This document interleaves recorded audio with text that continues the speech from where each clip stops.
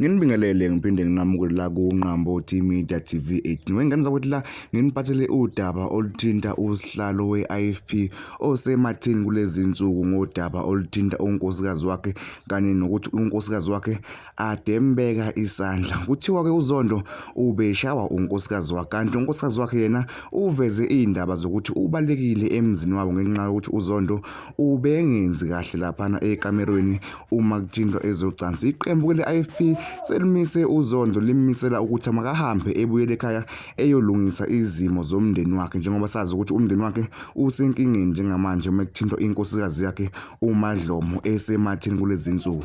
uZondo ke umholi we-IFP ohola intsha laphana ebrigade usemisiwe eqenjini le-IFP.